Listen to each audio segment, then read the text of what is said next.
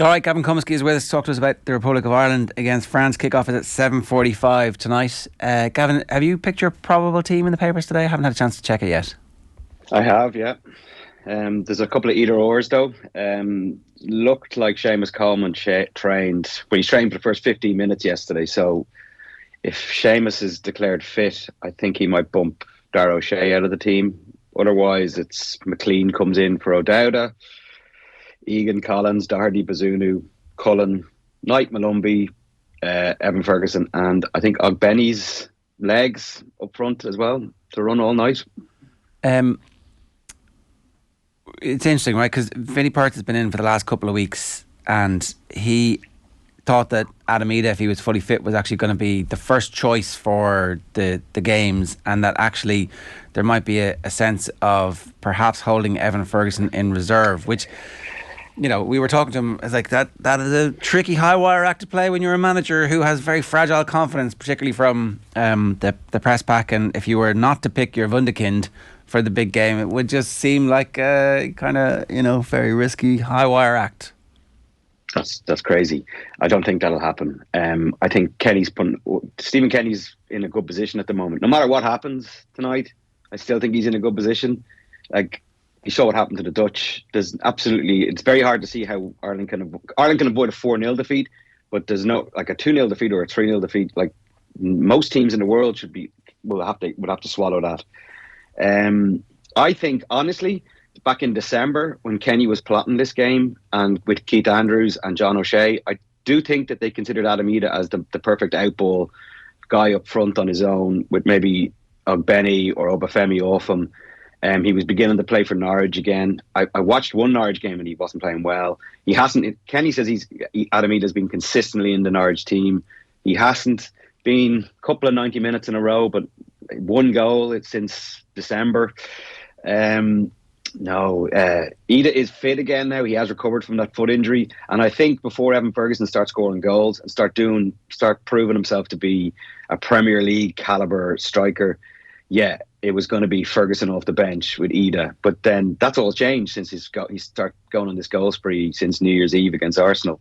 So, God, if he held Ferguson tonight, he really needs a result. Yeah. You can't leave him out, can you? No, I don't think so.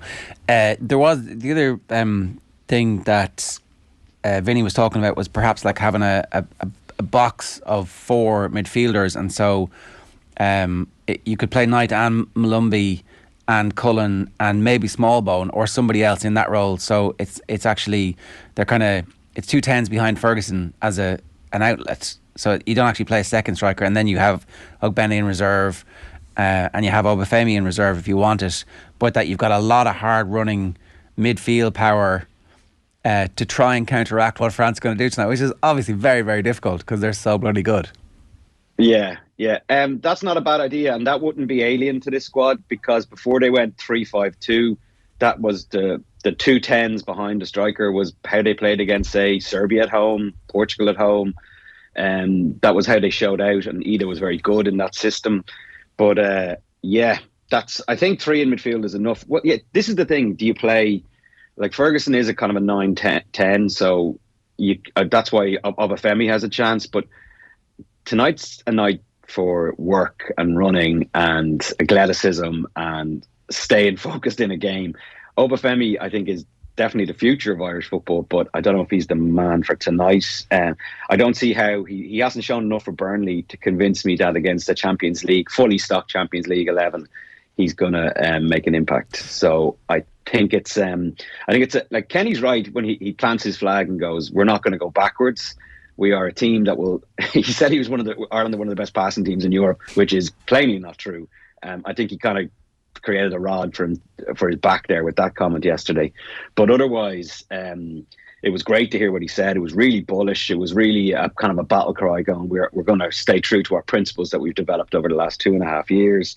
If there is a box in midfield, if it is a 3-2-2-1 system, that's fine. They've done it before. They only kind of went away from that in the last year. So yeah, that's understandable. When you say, Gavin, it's a night for work and running, it's almost like a blueprint for Will Smallbone's game, and he'd probably consider himself unlucky not getting into the team tonight given his performance against Latvia, albeit it being a friendly. But I guess the problem there is, who do you leave out?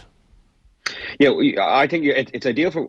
I don't think it's ideal for Will Smallbone simply because he's the kind of player that needs to be on the ball, and I just don't see how he gets on the ball with Rabiot, Tukameni, and even Griezmann. See the way Griezmann created the first goal by slipping back in and putting in a slide tackle on that poor Ajax midfielder. So no, Knight and Malumbi are running machines week in, week out. Granted, in League One for Knight and Malumbi in the Championship, but they will run themselves into the ground. They have Josh Cullen then sitting in behind them, and that does bring us a relative security. But I was lucky enough to go to a couple of France games during the World Cup in Qatar, and I watched the Australia game in particular. Mbappe was like switched on from second one at the World Cup. It was as good. It was a revelation. It was as like a thrilling and excitement to see as you compare it to any other sportsman or any other sportswoman I've ever seen. Atkinson from Hearts was the right back against him for the France-Australia game, and Matty Cash from Aston Villa was the right back, and Kyle Walker then in the England game, and they were all doubled up, they were all protected every time, and even he still did that first goal he scored against the Dutch on Friday night there, where just slightly diagonal run and he just leaves people for dead. He still does that when he, like, Matty Cash is brilliant. You can find a couple of interviews, the Aston Villa fullback who's got a Polish grandfather. You can find a couple of interviews with him about how he I watched him. I didn't watch the game. Dan McDonald was sitting beside me, and all I did was watch Matty Cash that night for 90 minutes. And Dan watched the match, and he was world class. He stayed with him. In the first 44 minutes, he dispossessed Mbappe clean and walked out twice.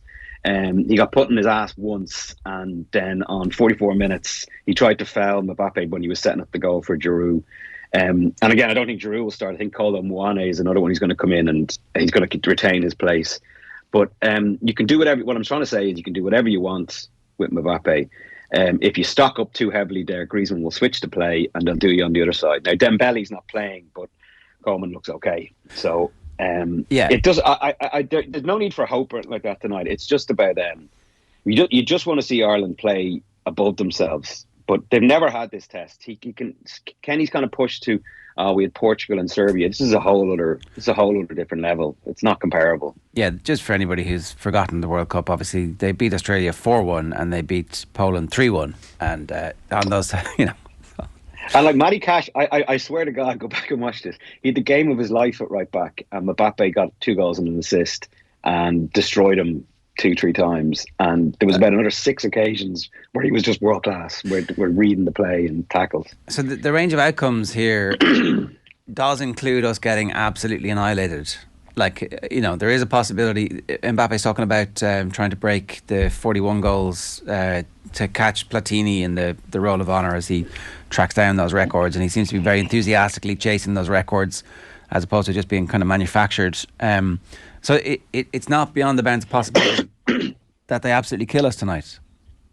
Yeah, but there's not beyond the realms of possibility that they could have beaten Argentina like 5-3 in the World Cup final. You know, this is just something that's giving me comfort, Gavin. Is it? Yeah.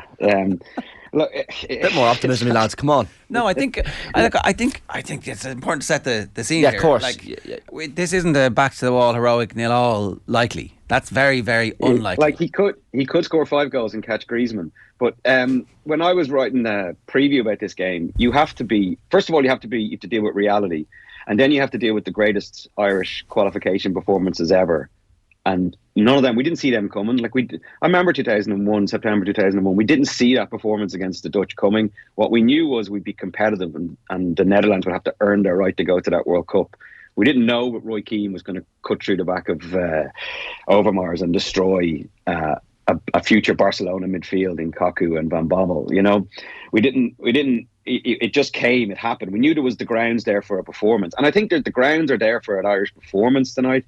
But one of the greatest ones we've ever seen at Lansdowne Road, like something that, like, I know that Kenny, the management showed the players the 77 and 81 wins, Liam Brady's lovely little goal in 77, and Robinson's winner, the 3-2 win in 81. But like that was Platini's team, and this team is better. Like let me put it this way: I'm going too on much about their attack. I thought their solidity. The Dutch had chances, and Ireland will create chances. But Marcel Desailly has gone on record saying this is the greatest French defence he's ever seen, and he played in that 2000 back four with Laurent Blanc. I thought their back four looks really, really tight. Kanate, Upamecano, our Milan centre back. Like they haven't missed Varane. That's probably the scariest thing. So we have to be realistic, but special Lansdowne days do come from people like me saying they've no chance in 10 hours before kickoff, So, that's these days. There is the possibility for it to happen. And as Kenny said, the atmosphere will be electric. But he also said we're one of the better passing teams in Europe. So, I think the atmosphere will be very good. I think that the crowd will definitely get behind them. And I think that, we can hope. One thing you're talking about, if Coleman plays, it's in the 3 as opposed to the right wing back. Is that your instinct at the moment? Well, for starters, he's played in the 3. Well, no, at the end of last year he played right wing back, but he's got a thigh strain, so you're not going to play him right wing back. And also he's proven himself decent there in that centre of the 3. Also, he's such an influential figure. If he did get through that training session we watched yesterday, we saw 15 minutes of it. He got through the other 45 minutes of it. I just thought Dara O'Shea's distribution was poor. I thought Obama Deli was poor against Latvia. He looked a bit rusty. He was struggled in the air. But O'Shea, who's normally such a good passer, you have to judge him on what we saw. And Egan comes in, is nailed on. Nathan Collins is nailed on. And Dara O'Shea probably is a favourite, but if Seamus Coleman is fit, you just can't go into a game of this magnitude without someone of his experience. And he's having a grand season. He's playing Premier League all the time because that young Scottish right back at Everton is injured. So, I'd go with Coleman. I think you have to lean into all your strengths here for this one, every single one of them. And Will Smallbone, you make a good point about him, but this is a whole different level of quality. And Will Smallbone's all about, you saw how great he was just in that little inside right channel. Maybe, but I think Malumbi and Knight, because Ireland just won't have the ball. Although the French do let you have it a little bit, so we'll see if we are as of the standard European level passing football nation tonight. We'll find out pretty quickly. What's grand? It'll be 0-0 with 10 minutes left, and Mikey Johnston will come on and take them on with a few runs, and that'll be grand. But Mikey Johnson got name checked by Deschamps, by the way, last night. It was like the circus is definitely in town. I was in the Aviva yesterday about 6:00, and Mbappe was up first, and they tried to do a rehash. The French media tried to do a rehash of that his State of the Nation last Thursday, where they were throwing political questions at him and all that. And they were going, "Oh, so you're up again? You're not going to share the leadership?" And he was like, "Look, I'm the captain. My manager has asked me to come forward." He switched into English. Perfectly fluent English. He's ready to break America in 2026. But Deschamps, neither of them fell into the old trap. The British style. We expect Ireland to be aggressive and strong. They said the opposite. Both of them were briefed on that one, not to give motivation to the crowd straight away or no motivation to the team. They said Ireland are not just a robust team anymore. We watched them. They played 3 at the back, and they're both their eyebrows raised when they were saying this.